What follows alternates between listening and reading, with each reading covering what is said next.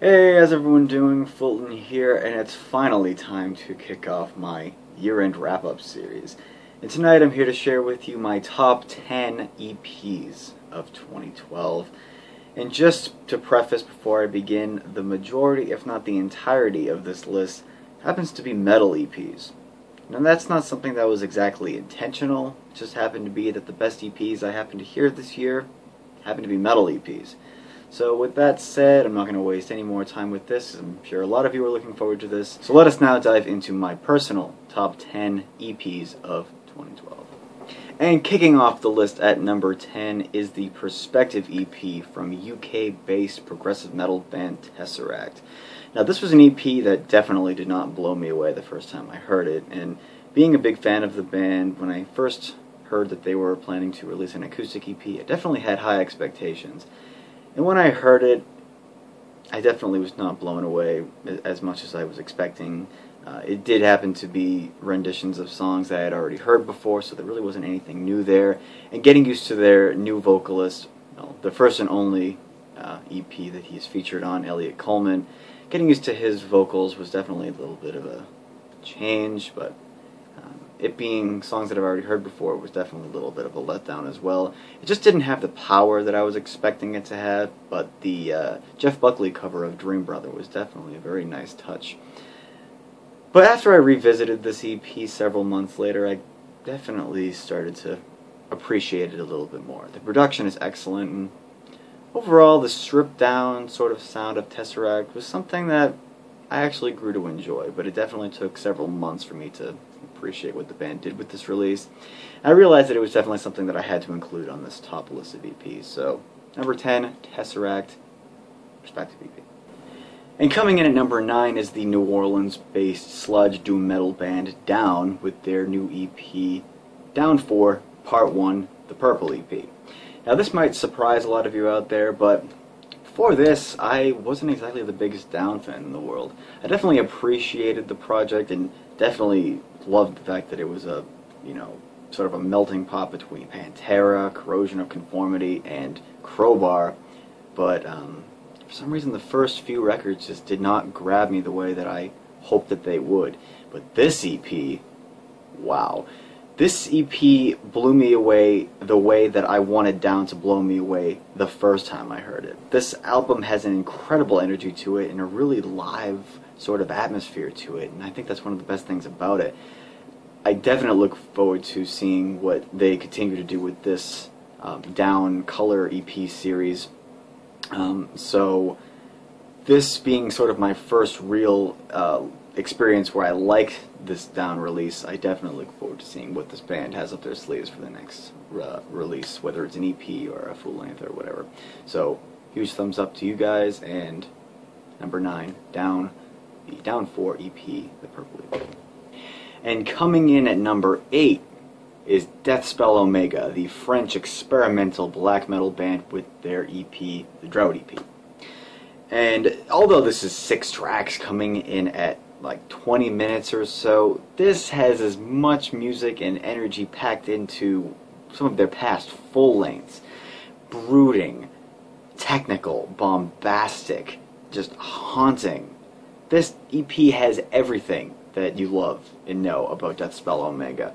Just great flow, great songs. I wish that some of the songs were longer. My favorite track off the album is Sand. I wish that song was just a little bit longer, but it's quality over quantity here, obviously, and this is just a fantastic direction for this band to go in, and I really, really look forward to seeing what these dudes do in the future if this is how this EP sounds. So, huge thumbs up to you guys, and looking forward to hearing more from you soon. Coming in at number 7 is the Portland-based atmospheric folk black metal band Agalloch with their EP Faustian Echoes. Now this might only be one song, one big 20-minute long song, but that does not falter this release whatsoever. This is inspired by a play from Johann Wolfgang von Goethe in his play Faust. And what they were able to do with this album is or EP rather, is construct a epic long song with just fantastic atmosphere, great songwriting, just fantastic structure and interweave it with this narrative, with translations and excerpts taken straight from the play itself. Just incredible fucking songwriting, incredible playing, just amazing atmosphere. This is everything that you want from Agalloch all in one song, and when it ends, you just are begging for more. If this is the direction that Agalloch are continuing to go in, then I cannot wait for the next Agalloch record. So, number 7, Agalloch, Faustine Echoes.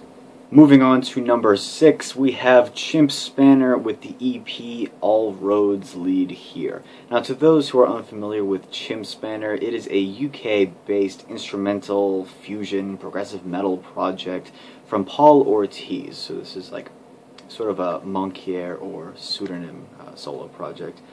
And he just was able to go on his first US tour this year with Jeff Loomis and a couple of other bands. And this is the EP that followed his 2009 full-length At the Dream's Edge, which I just absolutely loved. And this EP, although it was, I think, about half as long as his first full-length, definitely showed the progression of this incredible artist. I mean, this is someone who would definitely appeal to fans of Cloud Kicker and Ben Sharp. Very atmospheric metal with some ambient, jazzy, sort of interwoven parts in there. Just excellent songwriting. He's definitely continuing to progress, and the guitar solos on this album are just phenomenal. This is a player who does not hesitate to show off his virtuosity and his talent on the guitar, so absolutely fantastic release. Definitely something to just immerse yourself into, and an album that definitely just gets even better with time. So Chimp Spanner, All Roads Lead Here, number 6. At number 5, we have Mestas with the EP Basal Ganglia. Now, to those who don't know Mestas, and this is actually quite a recent release, it is the first ever solo album from Javier Reyes, who you may know as the accompanying guitarist to Tosin Abasi in the Washington instrumental progressive fusion metal band Animals as Leaders. Now, this was his first ever take doing a solo EP, and this is definitely something that is going to shock a lot of people if you haven't heard it yet. Very much inspired by jazz, progressive metal, like the progressive metal you've heard him play in Animals as Leaders along with Tosin, but mixed in with a lot more of like a Latin feel. There is a great diversity and a great variety of tracks here, and a very, very promising project. And this is something that, you know, includes really stripped down tracks where they're just basically like solo guitar parts with no accompanying instrument, as well as a full band accompaniment. And although the Animals as Leaders influence and sound is still there, this is definitely a very fresh sound, especially here in 2012. This is something that blew me away right away. I had never heard anything quite like it before, and this is something that you definitely want to check out if you haven't heard it yet and you happen to be a fan of Animals as Leaders. So, number 5, Mestas with the Basal Ganglia EP.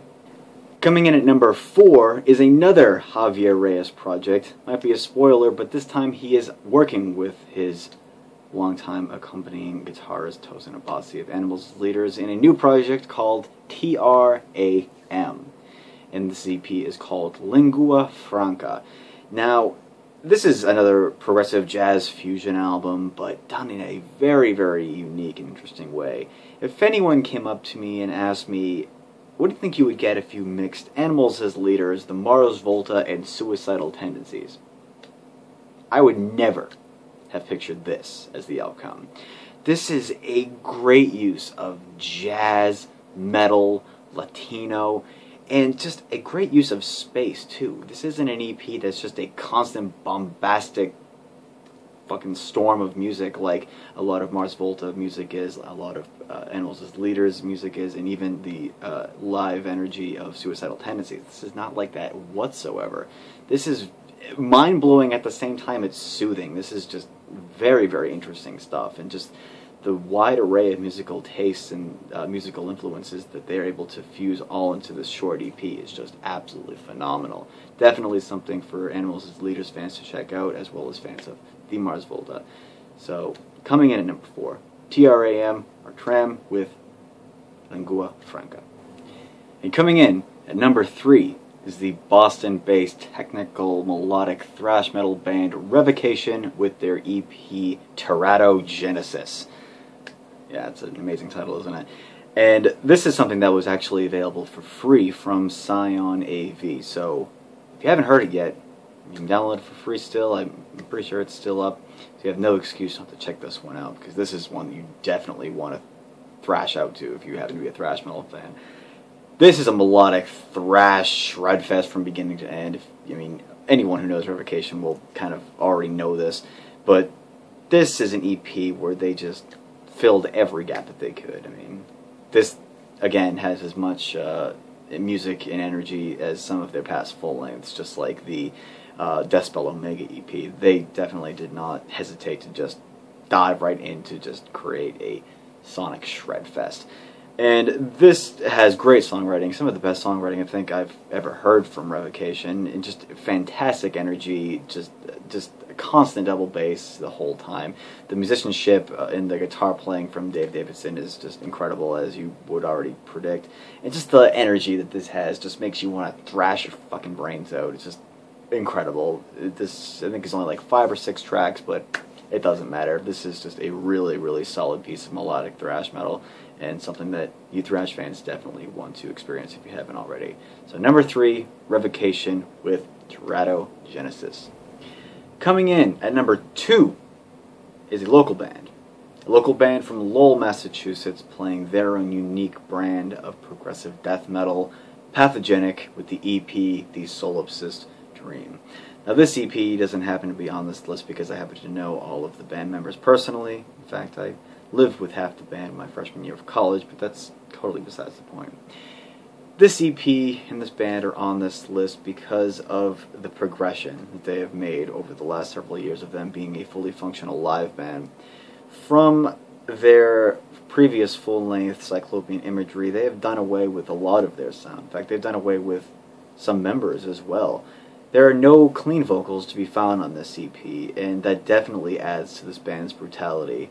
That's definitely one of the strong points of this band as well as this EP. This is a band that I said continues to progress, and on this EP you have a lot of variety that they had never tapped into really on their first full length, and they definitely took a lot of careful planning and a lot of time to prepare the songwriting and just how they were going to produce the sound of this record. And this is an EP that is very, very promising and could show where this band could possibly go in the future. If you are looking for some brutal, technical death metal with influences of Meshuggah and just the Faceless and just a lot of really brutal stuff like that, you're going to love this.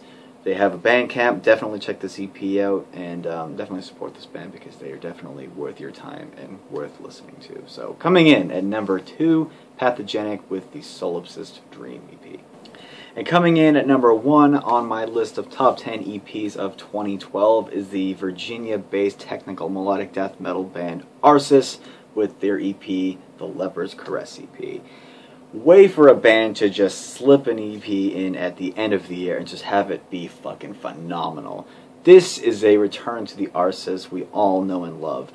The band sort of changed up their sound a little bit on their last full-length Star for the Devil with an addition of sort of like an 80s thrash metal or like an 80s like rock kind of sound with lots of gang vocals and lots of like really catchy vocal chants and just sort of catchy riffs. And I know a lot of fans weren't really digging that all too much, but this is a return to the Arsis that everyone knows and loves. This is just phenomenal. I mean, this is like 6 tracks long, but this is just fast, it's technical, the solos from James Malone are just phenomenal as always, the vocals are awesome. It's just, I love how much raw energy and technicality this band plays, but they're just able to be so catchy and melodic at the same time. The energy on this EP, I'm not going to say it compares to something like We Are the Nightmare or A Celebration of Guilt, but this EP definitely packs a punch. This is another free Scion AV release, so definitely have no excuse not to check this out if you're a fan of technical melodic death metal. And this is an EP that I'm actually still waiting for my copy in the mail for, but when I get it, I'll definitely be really happy and definitely spin this until, I don't know, until I get sick of it, I guess. But this is an EP you definitely want to check out for all you thrash heads and for all you melodic death metal heads. So Number 1, Arceus with the Leper's Caress EP. It's really good. Yeah. So that's going to do it for this top list of EPs for 2012. Definitely check out these releases if you haven't heard of them already. And I will see you next time with another top list video, so stay tuned for that, and I will see you next time. Rock.